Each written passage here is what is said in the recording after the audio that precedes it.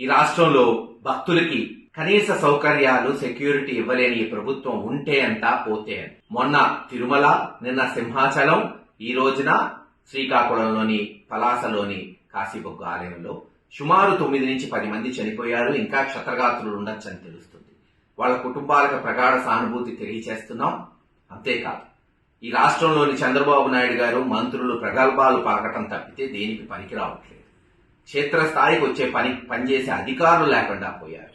ఇంత పెద్ద పోలీస్ వ్యవస్థ ఉంది, ఇంటెలిజెన్స్ వ్యవస్థ ఉంది, ఇన్ని వేల మంది వస్తారు ఆలయాలకని తెలిసి కూడా సౌకర్యాలు కల్పించలేదంటే ఇది వాళ్ళ అసమర్థతకి మరి నిదర్శనం కాదా?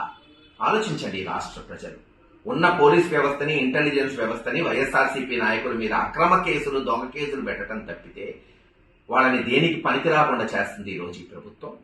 ఏది ఏమైనా వెంటనే చనిపోయిన వారికి ఎక్స్గ్రేషియా ప్రకటించాలి ఉన్నత స్థాయిలో.